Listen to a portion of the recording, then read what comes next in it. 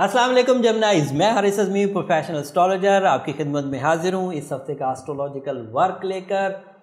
चीज़ें समझ कर चलने की हैं। वैसे भी ये वाली वीडियो उन जमनाइज या उन दोस्तों के लिए बड़े काम की हैं जो वक्त की साइंस से मोहब्बत रखते, जिनकी ज़िंदगी में टाइम किसी अहमियत वाली चीज़ का नाम है।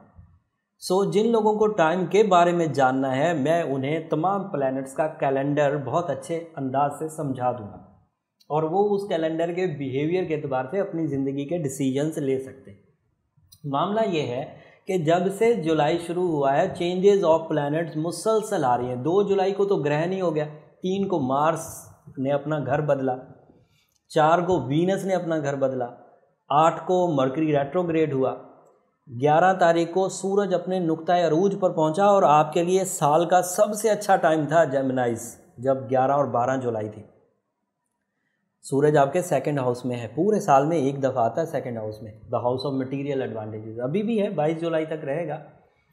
बट जिसको पता था उसने इससे भरपूर फ़ायदा उठाया होगा, डील्स बनाई होंगी, बॉसेस से अपनी बात मनवाई होगी, करीबी लोगों से अपनी। बहरहाल जिन्होंने नहीं पता चला, अभी भी सूरज सेकंड हाउस में है, सो मटेरियल एडवांटेजेस के लिए इस हफ्ते भी फ़ायदे उठाए जा सकते हैं, इनिशिएटिव्स लिए जा सकते हैं। लेकिन इस हफ्ते का जो मेजर इवेंट है, जो न्यू इवेंट है, बाकी सब इवेंट पिछले हफ्तों से चलते आ रहे हैं, उनका थोड़ा थोड़ा बयान करूंगा।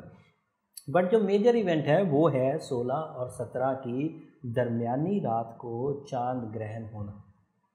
और चांद ग्रहण आपके यहाँ 8वें घर में होगा।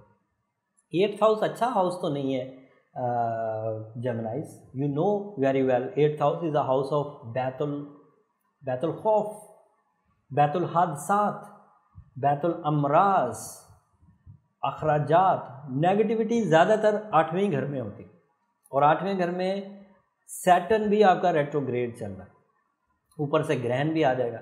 तो कुछ खदशात, नागहानी तरह के अनएक्सपेक्टेड डैमेजेस फील किए जा सकते हैं अगर आप एक कमज़ोर जेमिनाई हैं। तो अगर आप एक ताकतवर जेमिनाइज हैं, जेमिनाई फितरत के बंदे हैं, खातून हो या मर्द, तो कोई मुश्किल नहीं है, क्योंकि सितारे या दुनिया का कोई भी सराउंडिंग का इवेंट उसी वक्त आपको टीज़ करता है जब आप शिकस्त खा जाते हैं।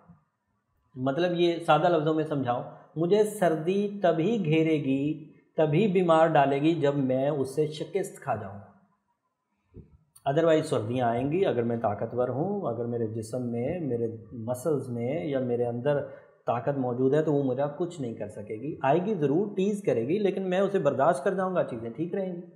बट अगर वो जीत गई तो वो फिर मुझे अस्पताल ज़रूर पहुँचाएगी और मुझे डॉक्टर की खिदमत हासिल करना पड़ जाएगी। खैर, ये एक मिसाल थी। अब जल्दी जल्दी चीज़ों को बयान करता हूँ। वीनस सेकंड हाउस में, सन सेकंड हाउस में, मटीरियली बहुत ताकतवर हफ्ता है ये।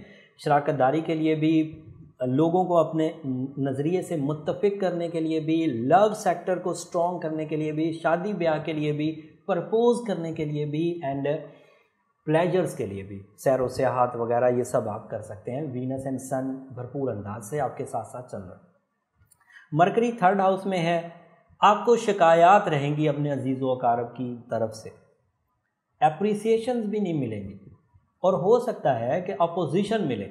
मरकरी का रेट्रोग्रेशन थर्ड हाउस में इसी तरह की कंप्लेंट्स खड़ी करेगा, तो अजीज़ व अकारब के साथ थोड़ा सा कशीदगी का माहौल रह सकता है। बट फिर वही बात बोलूँगा, अगर ऑलरेडी ही बड़े नाजुक से रिश्ते थे, अगर स्ट्रॉन्ग रिलेशन थे, तो फिर कुछ नहीं होगा। मार्स आपके थर्ड हाउस में, फैमिली के साथ ट्रैवल करना चाहते हैं, हिजरत के उम्मीदवार थे, एक घर से दूसरे घर की शिफ्टिंग चाहते थे, इलाकाई शिफ्टिंग चाहते थे, एक सूबे से दूसरे सूबे तक या एक एरिया से, कर सकते हैं बगैर हेजिटेशन। नॉट ओनली इंडिविजुअली बल्कि अपनी पूरी फैमिली के साथ भी ट्रैवल कर सकते हैं।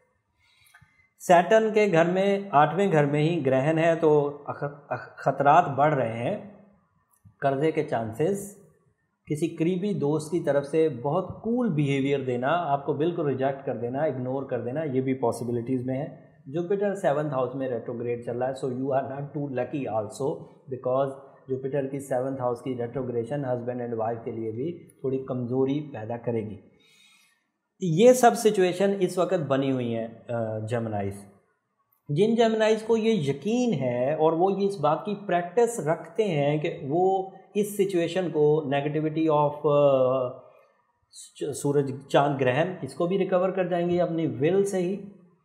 रेट्रोग्रेशन ऑफ मरकरी को भी फेस कर लेंगे, रेट्रोग्रेशन ऑफ जुपिटर को भी फेस कर लेंगे, रेट्रोग्रेशन ऑफ सैटर्न को भी फेस कर लेंगे। बड़े कॉन्फिडेंट हैं तो वो अपने आप को आजमा लें, देख लें, एक हफ्ता और देख लें।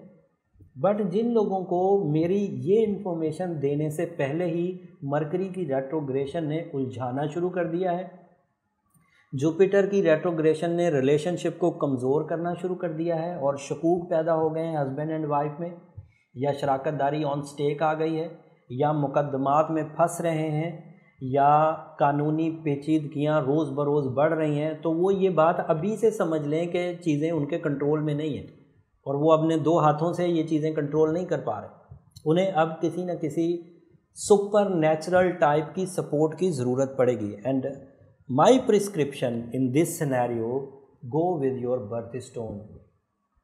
एक तो आपको एमरल्ड ज़रूर पहनना चाहिए, दूसरा मजहबी तौर पर सूरज शम्स ऐसी खैर और बरकत की सूरह है जिससे इस तरह के तमाम अफलाकी इवेंट बैलेंस हो जाएंगे। और नमाज कसूफ़, वो आप जब ग्रहण की वीडियो देखेंगे उसमें आप सारी रेमेडीज़ देख लेंगे, उसका लिंक नीचे डिस्क्रिप्शन में होगा, आप जब उसे फॉलो करेंगे तो वो भी आप लेकर चल सकते हैं। उम्मीद करता हूँ कि इस मेजर इवेंट वाले वीक को आप खुश उसलूबी अपनी नॉलेज से सही अंदाज से प्लान करके गुजार लेंगे। और मेरी दरख्वास्त ये है कि जब आप खुश उसलूबी इसमें से गुजर जाएं और किसी तरह का नुकसान आपको ना हो, किसी तरह की प्रॉब्लम ना हो, मेरी भी दुआ है, लेकिन उस वक़्त मुझे अपनी दुआओं में ज़रूर याद रखिएगा। चैनल को भी ज़रूर सब्सक्राइब कर लीजिए। अगले हफ्ते सूरज अपना घर बदलेगा, वो एक नया इवेंट है और सूरज के घर बदलने से किन किन लोगों को क्या क्या फ़ायदा होगा ज़रूर तफसील से बयान करूँगा। तब तक के लिए इजाज़त दीजिए। अल्लाह ने।